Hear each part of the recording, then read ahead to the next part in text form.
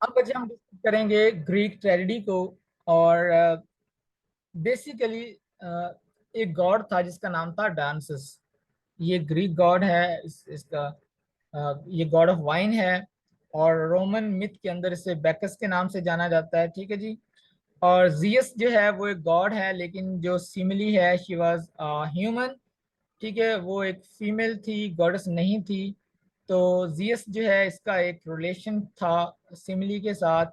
इस रिलेशनशिप में एक बच्चा पैदा हुआ जिसका नाम था डांसस। ठीक हो गया। अब जो जब डांसस पैदा हुआ तो उस वक्त इसकी जो खबर है वो किसे मिली? हेरा को, जो कि जियस की वाइफ है। जब हेरा को पता चला कि डांसस के बारे में, तो वो उसको मारने के पीछे पड़ गई। मतलब वो चाहती थी कि इसको खत्म कर दिया जाए, मार दिया जाए। उससे बचाने के लिए जो जियस है, पहले उसने डांसस को अपनी लेग में, पिंडली में छुपा लिया। ठीक है। फिर उसने अपने बेटे का जिम्मा लगाया, ड्यूटी लगाई हरमीज का, कि आप इसकी प्रोटेक्शन के लिए कोई बंदोबस्त करें। ठीक है। उसने फिर इसके लिए पहले एक नर्स रखी, उसके बाद उसने अपनी जो ग्रैंड मदर है, जो जियस की मदर है और हरमीज की ग्रैंड मदर है, रिया, उसके हवाले कर दिया कि आप जो है ना वो इसको संभालें, इसकी परवरिश करें। ठीक है। डांसस कौन है? गॉड ऑफ वाइन है। रोमन के अंदर इसको बैकस कहा जाता है। इसके फादर का नाम जियस है जो कि गॉड है, लेकिन इसकी जो मॉम है वो ह्यूमन है, उसका नाम सिमली है। ठीक है जी। और जियस की एक वाइफ है जिसका नाम हेरा है। हेरा को जब पता चलता है वो इसके पीछे पर पड़ जाती है। जो जियस है, जब ये डांसस पैदा हुआ तो इसने इसकी बर्थ के बाद इसको अपनी लेग में रखा। फिर हरमीस को इसने बताया कि आप ड्यूटी लगाई कि इसकी प्रोटेक्शन का कोई बाप करें, इसकी परवरिश का। ठीक है। उसने पहले एक नर्स रखी, फिर उसने अपनी ग्रैंड मदर जो रिया है उसके हवाले कर दिया। ठीक है। तो उसने इसकी परवरिश की और ये इतना स्ट्रांग हो गया था, इतना फर्तीला, इतना चालाक हो गया था कि दौड़ते हुए, जो जंगली खरगोश होता है उसको दूसरा खरगोश पकड़ना मुश्किल होता है, फिर तो जंगली जंगली है।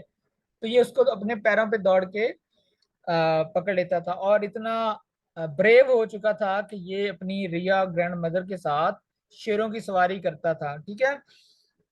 अब क्या हुआ, जो जियस है उसने डांसर्स के कहा कि तुम्हारी जो जगह है वो यहाँ पे नहीं है, वो तुम्हारी जगह कहाँ पे? आसमानों पे। Your place is in Olympus. और वो आपको कैसे मिलेगी? बाय हार्ड वर्क, यानी कि कोई ऐसा कारनामा करो, किसी अचीवमेंट के थ्रू जो है ना वो आपको ये मिलेगी जगह। ठीक है। लिहाजा आप हार्ड वर्क करो, कोई ऐसा कारनामा अंजाम दो जिसकी वजह से आपको ओलंपस में जगह दी जाए। अब वो ऐसे गमगीन अफसुर्दा बैठा हुआ था, उसने क्या किया, एक अंगूरों का गुच्छा लिया, उसको निचोड़ दिया, स्क्वीज किया। और अपने ओल्ड मूवीज में सम टाइम देखा होगा, वो एक सींग बने होते हैं, हॉर्न्स, और उसमें वो वाइन वगैरह ड्रिंक करते हैं। तो इसने उस जो है ना अंगूरों का गुच्छा, उसको किसके अंदर निचोड़ा? उस ग्लास के अंदर, वो जो हॉर्न का बना हुआ था, हॉर्न के अंदर। ठीक है। अब जब इसने इसको पिया तो इसने महसूस किया कि इस ड्रिंक को पीने के बाद, ठीक है, मेरी जो अफसरुदगी है वो तो दूर हो गई है, मेरा स्ट्रेस दूर हो गया है, परेशानी दूर हो गई है, मैं अच्छा अच्छा फील करने लगा हूँ। लिहाजा इसकी वो जो ड्रिंक है वो ना सिर्फ इंसानों में मशहूर हुई, बल्कि जनाब आसमानों पे ओलंपस में जो गॉड्स एंड गॉडेसेस हैं उनके दरमियान भी वो बहुत ज्यादा फेमस हो गई। ठीक है। अच्छा, अब क्या हुआ, इसका एक दोस्त था, एक ओल्ड मैन था। अ, उसका नाम था सिलिनस। ये एंड पे लास्ट लाइन देखें, ये वाली मैं इसको हाईलाइट कर देता हूँ। ये इसका फ्रेंड था, he was an old man. अच्छा, जब इसने वैसे शराब बनाई तो उसके बाद ये जनाब विजिट पे चला गया। ठीक है। इसने जगह जगह का विजिट किया, वहां पे इसने जनाब लोगों को इस एक नई ड्रिंक से मुतारफ करवाया। और इसका जो फ्रेंड है सिलिनस, ये बहुत ज्यादा हद तक पीता था, इतनी हद तक पीता था कि डेफिनेटली आपको पता है कि अगर कोई बहुत ज्यादा पीता है तो अपना आपा खो देता है, अपने होशोवास खो देता है। लिहाजा इसने बहुत ज्यादा जब पिया और उसके बाद लोग जो है वो इसको, जब इसने खराबी पैदा की, डिस्टरबेंस पैदा की, तो लोग इसको पकड़ के ना बादशाह के पास से ले गए। ठीक है। उस स्टेट का नाम है, इलाके का नाम है परगिया। ठीक है जी। ये, और उसका जो किंग है उसका नाम था मेडस। किंग का नाम था मेडस। ठीक है। तो वो उसके पास ले गए। अब किंग को पता था कि ये जो है डांसेस उसका फ्रेंड है, लिहाजा वो इसको कुछ नहीं कहता। इसकी वजह से वो डांसेस जो बड़ा खुश होता है कि मेरी ऑनर में उसने जो है ना, मेरे ऑनर में उसने इस मेरे बूढ़े फ्रेंड को कुछ नहीं कहा, सजा नहीं दी, कोई इसके खिलाफ एक्शन नहीं लिया। लिहाजा वो किंग को कहता है कि मांगो, जो कुछ मांगते हो मैं आपको अता करूंगा, दूंगा। अब ये उससे ये ख्वाहिश करता है कि मैं जिस चीज को भी हाथ लगाऊं, आपने ये वैसे स्टोरीज बचपन में सुनी होगी, मैंने तो वैसे सुनी होगी थी, लेकिन मुझे पता नहीं था कि इसका ओरिजिन क्या है, ये स्टोरी कहाँ की है। बहरहाल, तो इसने कहा कि मैं जिस चीज को हाथ लगाऊं ना वो सोना बन जाए। इसने कहा ठीक है। इसने शाखों को हाथ लगाया, सोना, पत्तों को हाथ लगाया, सोना, जिस चीज को भी हाथ लगाया सोना। रात को ये पीने के लिए वो गिलास को हाथ लगाता है, वो भी सोना बन जाता है, शराब को हाथ लगाता है, सोना बन जाता है, हर चीज। तो ये कहता है इस तरह तो मैं भूखा मर जाऊंगा। लिहाजा ये भागा भागा जाता है डांसर्स के पास, उसे कहता है कि ये मुझसे ना, ये आप जो है ना आपने जो गिफ्ट दिए है ना, इसको ले लो, मुझे ये तोहफा नहीं चाहिए। ठीक है। लिहाजा वो कहते हैं एक रिवर है, और रिवर का नाम है जो टोमोलोस, ये जो एंड पे लिखा हुआ है, टोमोलोस। इस रिवर में जाके आप नहाएं, गुस्ल करें, तो ये जो है जो भी मैंने आपको गिफ्ट दिया है ये दूर हो जाएगा। आपकी दरख्वास्त जो है वो कबूल कर ली जाएगी, आपसे ये जो आप मुसीबत कह लें ये दूर हो जाएगी। वो वहां पे जाता है, गुस्ल करता है, और उसके बाद वो सही हो जाता है। लिहाजा वो इसकी याद में ये जो अपना डांसेस है, इसकी याद में, इसकी मोहब्बत, वो टेम्पल बनाना शुरू कर देता है। फिर उस देखते देखते हर शहर में उसके एजाजात में जो है वो टेम्पल बनना शुरू हो जाते हैं, लोग उनसे अकीदतमंदी रखते हैं। और इस तरह वो सालाना जो है वो डांसेस का फेस्टिवल लगना शुरू हो जाता है। तो इस तरह इस फेस्टिवल का आगाज होता है। ठीक है। अच्छा जी। अब क्योंकि ये वाइन को हर जगह लेकर गया था ग्रीस में, लिहाजा लोगों ने इसके लिए टेम्पल बनाना शुरू कर दिए। और फिर गॉड ऑफ वाइन के लिए एक सालाना जो है वो फेस्टिवल मुनक्कद होना शुरू हो गया उसकी याद में या उसके ऑनर में। वो हर साल फेस्टिवल मार्च के महीने में मुनक्कद होता था, every year in the month of March. अच्छा, वहां पे लोग जो है वो सेक्रीफाइस करते थे, और उसके अलावा जो गॉड्स हैं उनका स्किन पहन के, लिबास पहन के वहां पे सॉन्ग्स गाते थे। ठीक है। शुरू में जब वो सिंगिंग करते थे तो वो जो सॉन्ग्स थे उनको डिथी रैम्स कहा जाता था। ठीक है जी। ग्रुप की शक्ल में वहां पे वो लोग सिंगिंग करते थे। लेकिन उनमें एक शख्स था जिसका नाम है थेस्पियस, जिसे थेस्पियन भी कहा जाता है। उसका अंदाज ऐसा था, वो सिंगिंग करते करते इतना मदहोश हो जाता था अपने आपे से, मतलब वो बेखबर हो जाता था कि उसका जो वे ऑफ कम्युनिकेशन था, ये सिंगिंग था, वो इस तरह लगता था जैसे ऑडियंस के साथ वो डायलॉग कर रहा हो। ठीक है। लिहाजा ये सिंगिंग करते करते अपने ग्रुप से अलग हो जाता था और अलहदगी इख्तियार कर लेता था, मतलब उनसे जुदा हो जाता था। तो अंदाज ऐसा था कि ऐसे लगता था ये बंदा ऑडियंस के साथ गुफ्तगू कर रहा है। लिहाजा ये जो फर्स्ट एक्टर है उसे थेस्पियस कहा जाता है, और ये वही पर्सन है जिसका भी हम जिक्र कर रहे हैं। इस तरह ड्रामे का आगाज होता है। ड्रामा जो है वो ग्रीक वर्ड ड्रेन से निकला है, जिसका माना है टू डू, टू एक्ट। ठीक है। ये क्वेश्चन भी आता है। अब इस फेस्टिवल पर जो है वो वहाँ पे लोग जो है वो ट्रेजेडीज पेश करते थे, जैसे मैंने आपको पहले बताया है कि तीन एक सीक्वेंस होती थी ट्रेजेडी की, ट्रायोलॉजी होती थी जिसके अंदर तीन ट्रेजेडी को परफॉर्म करते थे, और एक कॉमेडी होती थी चौथी, जो कि एक स्टार प्ले होता था। ठीक है। लिहाजा एस्किलस को अब हम डिस्कस करते हैं। He is known as the father of Greek tragedy. Father of tragedy, ठीक है, ये ज़हन में रखिएगा। फादर ऑफ ट्रेजेडी आ जाए या फादर ऑफ ग्रीक ट्रेजेडी आ जाए तो वो एस्किलस ही होगा। इंग्लिश आ जाए तो father of English tragedy Shakespeare को कहा जाता है। बहरहाल, अच्छा जी। एस्किलस जो है इसने सेकंड कैरेक्टर को इंट्रोड्यूस करवाया था स्टेज पे। ठीक है। वो जो कंपटीशन होता था वहां पे प्लेस का, उसको 13 टाइम जो है वो एस्किलस ने विन किया था।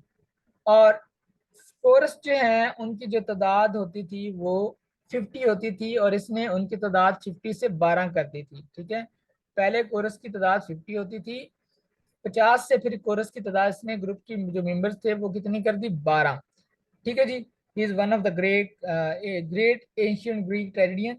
और इसके जो प्लेज हैं उसमें एक पर्शियन है, ठीक है, और दूसरा सप्लियंट्स है, फिर सेवन अगेंस्ट थीव्स है, फिर प्रोमीथियस बाउंड है। ये जेन में रखिएगा। एक और वर्क इसी नाम से है, ये है प्रोमीथियस बाउंड, वो है प्रोमीथियस अनबाउंड। वो वर्क लिखा है शैले ने, वो भी एक पोएटिक प्ले है। ठीक है, वो शैले ने लिखा है, जो रोमांटिक एज का राइटर है, पोएट है। और ये जो प्रोमीथियस बाउंड है ये लिखा है एस्किलस ने। मोस्ट फेमस वर्क जो इसका है वो ओरेस्टिया है। ओरेस्टिया बेसिकली एक ट्रायोलॉजी है, 3 प्लेज की एक सीक्वेंस है। ठीक है, जिसका एक प्ले है एगमेम्नोन, दूसरा है जी लिबेशियन बैरियर्स, और तीसरा है यूमिनाइडिस। ठीक है, ये 3 प्लेज की ट्रायोलॉजी है। ओरेस्टिया के अंदर जो ट्रायोलॉजी है उसमें हम डिस्कस करते हैं एगामेम्नोन प्लेज है। अब ये एगामेम्नोन जो हीरो है, जो हमने पहले जिक्र किया था एपिक के अंदर, बिल्कुल वही है। और इसकी जो है ना वो स्टोरी है जिसको उसकी वाइफ ने कत्ल कर दिया था, क्लेटेमनेस्ट्रा। ठीक है, ठीक है, ही वॉज किल्ड बाय क्लेटेमनेस्ट्रा। और जो क्लेटेमनेस्ट्रा है वो अपने लवर के साथ, जिसका नाम है एग्थियस एगिस्टस सॉरी, जो अगिस्तस है या एजिस्थस है, ये इसका लवर है, किसका, क्लेटेमनेस्ट्रा का। और क्लेटेमनेस्ट्रा जो है वो वाइफ है किसकी, एगामेम्नोन की। अब जो जो क्लेटेमनेस्ट्रा है ये ट्विन सिस्टर भी है किसकी, हेलेन ऑफ ट्रॉय, जिसका हम पहले जिक्र कर चुके हैं। हेलेन ऑफ ट्रॉय और क्लेटेमनेस्ट्रा जो है ये दोनों पैदा हुए थे एक डबल एग से, which was laid by Leda, जो कि एक सवान थी, और it was raped by Zeus. ठीक है जी। और इस पे ब्राउनिंग की पोएम भी है। ठीक है ना, रॉबर्ट ब्राउनिंग जो है, जो कि पोइट है, उसकी पोएम भी इस पर है, आप पढ़ना चाहें तो पढ़ सकते हैं। एनी हाउ, ये दोनों ट्विन सिस्टर हैं, एग से पैदा हुई हैं, जो कि स्वान ने दिया था। ठीक है, अच्छा, एगामेम्नेन के बच्चे हैं, एक का नाम है ओरेस्टस जो कि बेटा है, और एक का नाम है इलेक्ट्रा जो कि अपना उसकी बेटी है। ठीक है, इसके 2 बच्चे हैं, एक का नाम ओरेस्टस और दूसरी का नाम है जी इलेक्ट्रा। ठीक है, इलेक्ट्रा कम्प्लेक्स भी आपने पढ़ा होगा, इडिपस रेक्स भी पढ़ा, सॉरी इडिपस कम्प्लेक्स भी पढ़ा होगा। फिलहाल इलेक्ट्रा कम्प्लेक्स देखें। अच्छा जी, तो जब इसने अपने हस्बैंड को मार दिया क्लेटेमनेस्ट्रा ने, तो उसके बाद उसके जो बच्चे हैं उन्होंने डिसाइड किया कि वो will take revenge upon her. ठीक है, उसने हमारे बाप को मारा है। अब ओरेस्टस जो है वो अपनी माँ को मार देता है। ठीक है, तो ओरेस्टस को फिर हंट करता है कौन,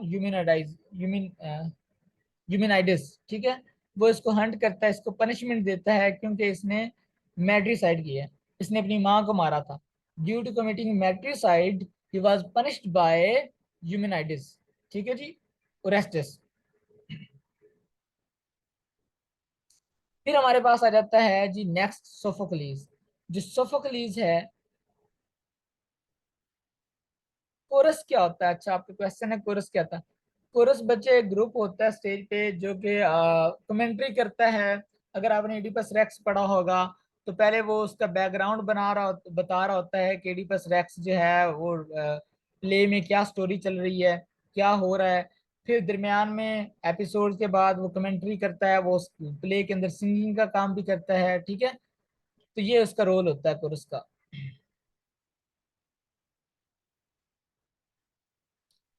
बच्चे जो मैंने पढ़ा है, father of English tragedy Shakespeare.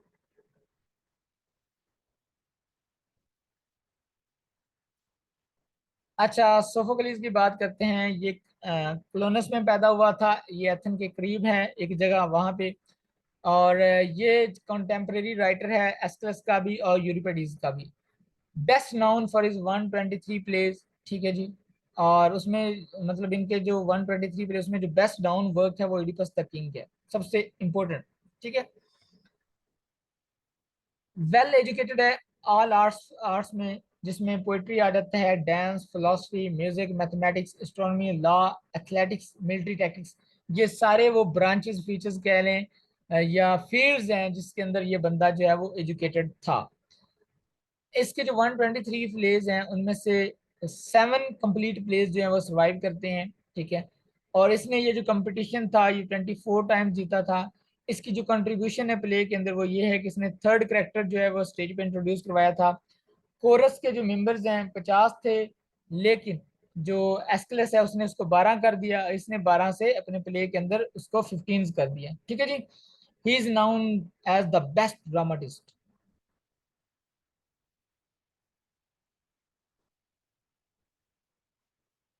शुरू शुरू में कोई भी राइटर होता है वो इतना मेच्योर नहीं होता, लिहाजा जब वो राइटिंग स्टार्ट करता है तो अपने दो दौर के दूसरे राइटर्स को इमिटेट करने की कोशिश करता है, उनके स्टाइल को कॉपी करता है, उनसे सीखने की कोशिश करता है। इसी तरह इनिशियल स्टेज पे जो सोफोक्लीज है इसने भी एस्किलिस की तरह लिखना शुरू कर दिया, उसको कॉपी करने की कोशिश की, ठीक है। लेटर जैसे जैसे ये मेच्योर होता गया इसने अपना स्टाइल जो है वो डेवलप किया, ठीक है जी। तो इसके जो करेक्टर्स हैं वो बहुत डेवलप्ड हैं और इंडिविजुअल हैं, ठीक है। अगर कंपैरिजन किया जाए एस्किलस के जो करेक्टर्स हैं उसके निस्बत जो सोफोक्लीज के करेक्टर्स हैं वो बहुत ज्यादा डेवलप्ड हैं और इंडिविजुअल उनकी जो है ना वो अप्रोच है। थीबन ट्रायोलॉजी उसमें आपका एडिपस रेक्स आता है, एडिपस द किंग, ठीक है, और एडिपस एटक्लोनस और एंटीगोन, ये 3 प्लेज की एक ट्रायोलॉजी है। हमारे सिलेबस में जो शामिल है वो एडिपस रेक्स से हम इसको डिस्कस करेंगे।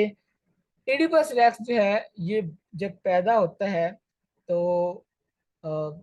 आई मीन टू से कि जिस घर में ये पैदा होता है वो घर किंग लॉइस एंड जुकेस्टा के होता है। तो ये किंग का बेटा हुआ, किंग लॉइस एंड जुकेस्टा का, ठीक है। अब किंग और क्वीन जो है वो किस स्टेट में रूल कर रहे होते हैं, वो उसका नाम है जी थीबन, ठीक है जी। तो ये थीबन प्ले है। और इसके अलावा एक प्रोफेसी होती है डेल्फिक ओरेकल की तरफ से कि ये बच्चा बड़ा होकर अपने वालिद को कत्ल कर देगा, he will kill his father and marry his mother, ठीक है। लिहाजा उसके पेरेंट्स जो हैं वो इस पेशन गोई से प्रोफेसी से बचने के लिए इस बच्चे को मरने के लिए पहाड़ों में भिजवा देते हैं अपने एक शेफर्ड के थ्रू। अच्छा, अब वो इसके पाँव में एक सुराख कर देते हैं, ठीक है, स्वेलन फुटेड।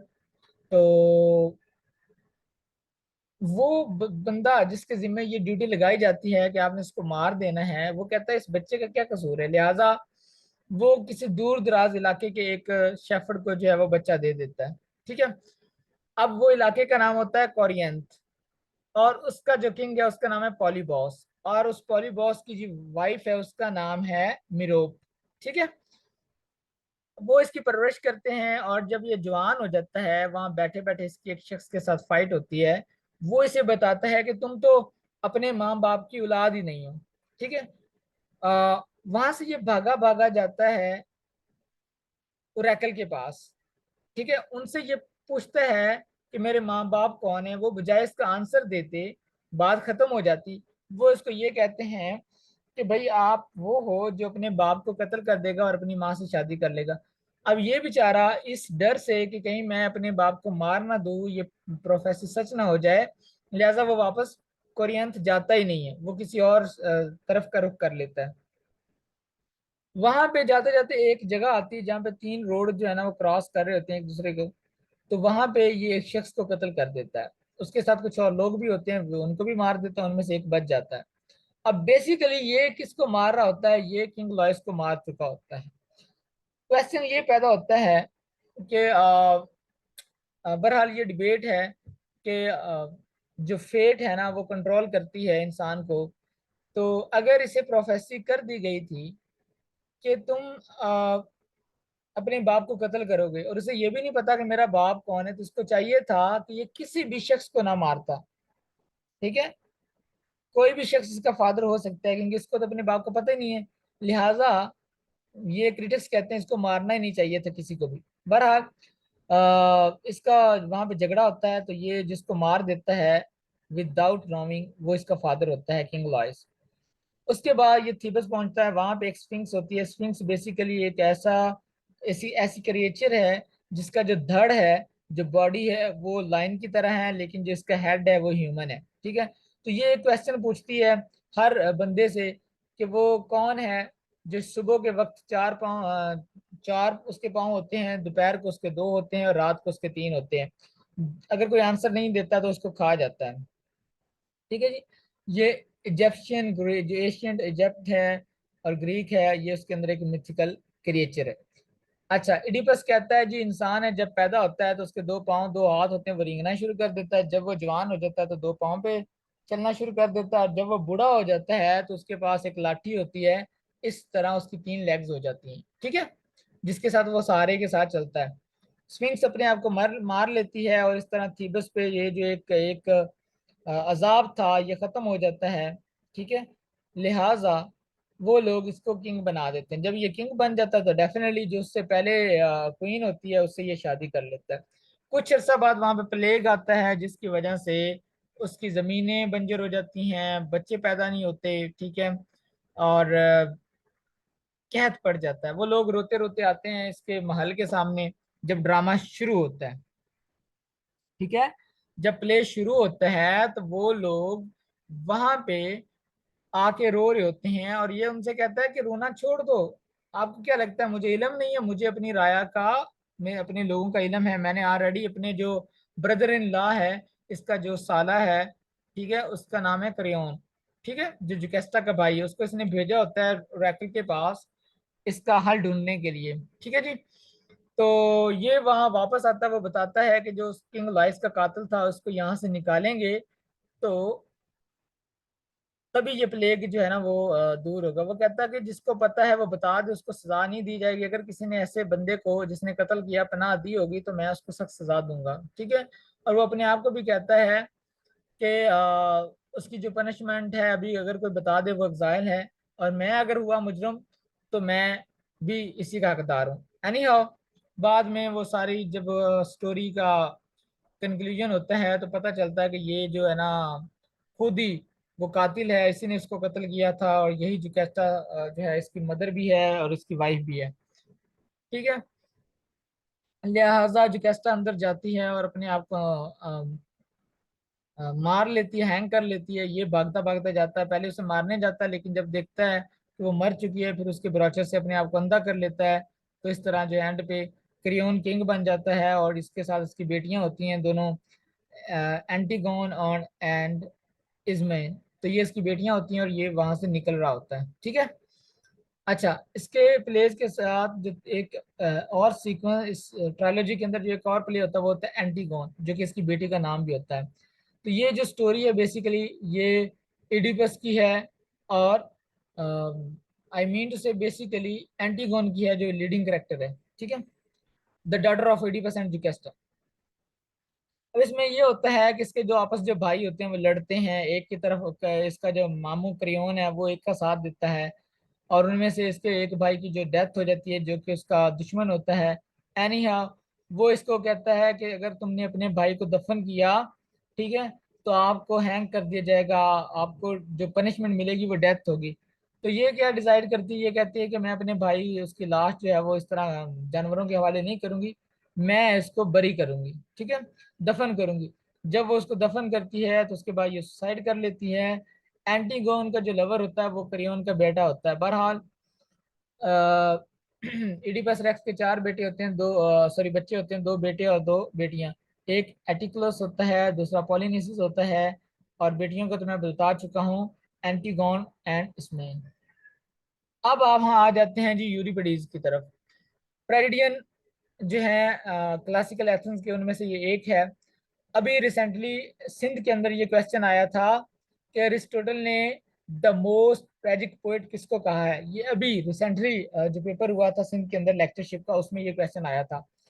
तो द मोस्ट ट्रेजिक पोएट कौन है? यूरिपिडीज। इसको किसने कहा है? अरिस्टोटल ने कहा है।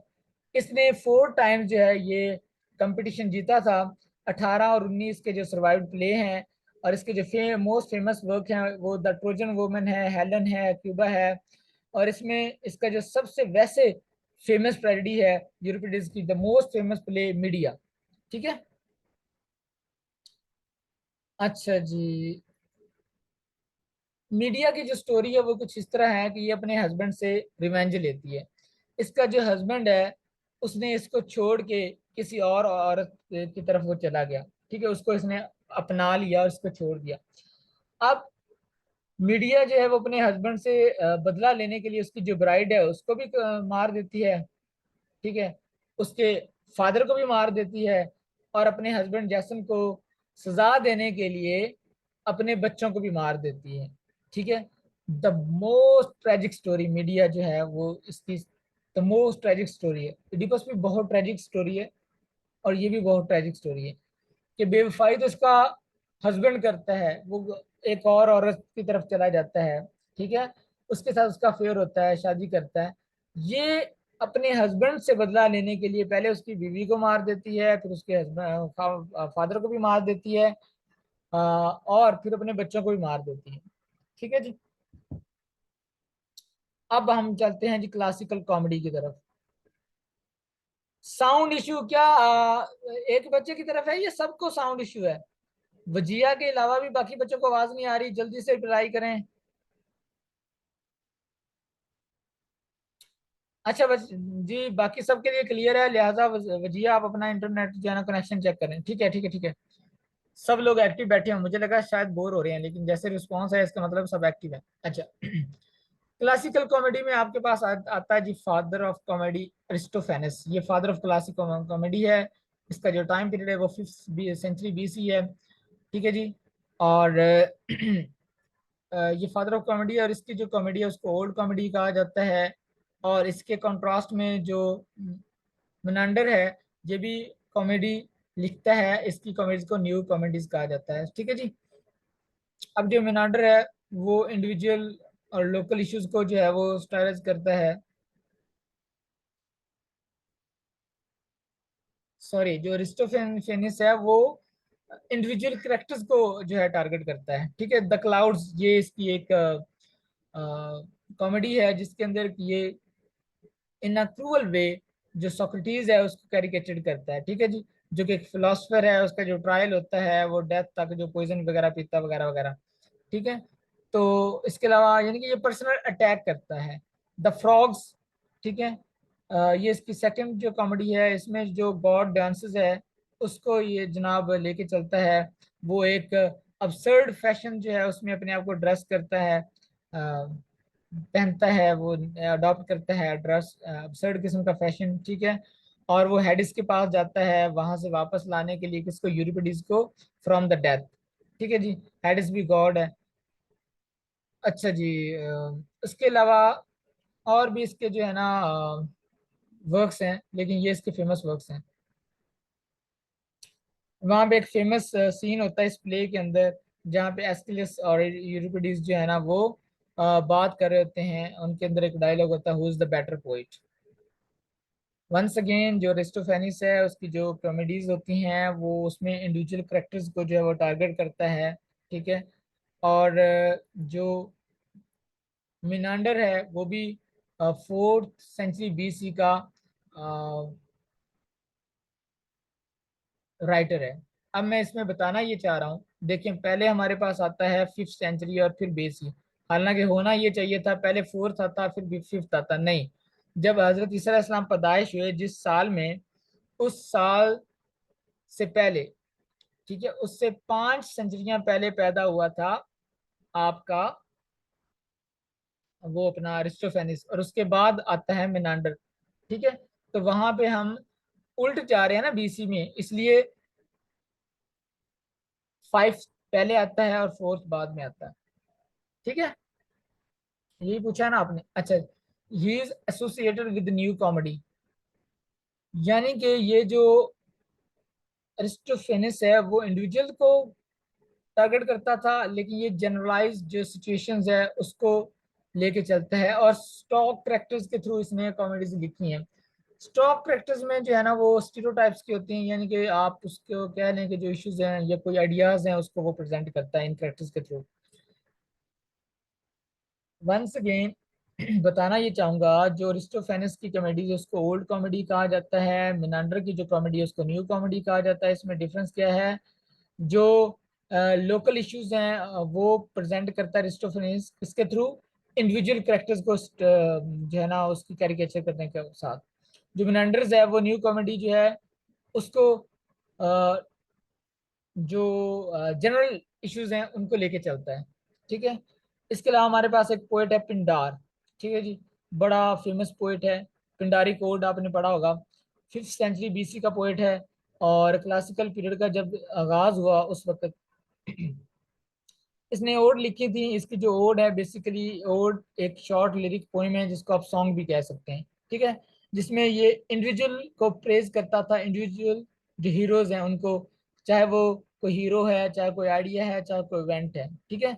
इसके अंदर 3 टाइप्स ऑफ सेंटेंसेस होते थे हर ओड के अंदर। ठीक है। जिसमें कोरल डांस होता था, जिसमें पोजीशन होती थी स्ट्रॉफ, एंटी स्ट्रॉफ एंड इपोड।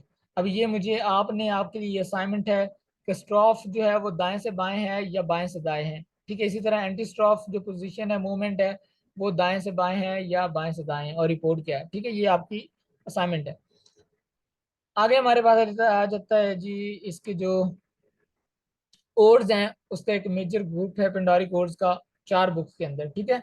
उसको विक्ट्री ओड कहा जाता है, जिसके अंदर ये सेलिब्रेट करता है अचीवमेंट्स को। जो पार्टिसिपेंट हिस्सा लेते हैं कंपटीशन के अंदर, ओलंपिक्स गेम्स के अंदर, उनके जो अचीवमेंट्स हैं उनको इन विक्ट्री ओड्स के अंदर वो जो है ना वो सेलिब्रेट करता है। ठीक है। और इसके अलावा जो पिंडारी कोड हैं इनकी जो वेरिएशन है, ठीक है, उनको इरेगुलर ओड कहा जाता है। जो बाद में इब्राहिम कौले ने जो ओड्स लिखी थी उनको इरेगुलर ओड कहा जाता है। सोक्रेटिस की बात करते हैं तो सोक्रेटिस जो है वो फिलासफर था, फादर ऑफ ग्रीक फिलासफी था। पॉइजन किया गया, ठीक है ना, जहर का प्याला पिया इसने। प्लेटो जो है वो इसका शागिर्द है, स्टूडेंट है। ठीक है। और एरिस्टोक्रेटिक फैमिली में पैदा हुआ था प्लेटो। अरिस्टोकलस इसका जो है ना वो असल नाम है, जिसका मतलब है ब्रॉड शोल्डर्ड। ठीक है। और इसने जो स्कूल बनाया था वो था एकेडमी। इंस्टीट्यूशन जो इसने बनाया था उसका नाम एकेडमी था। ठीक है। और इसने द वर्क लिखा था द रिपब्लिक। इसके अलावा इसने डायलॉग्स लिखे हुए हैं। और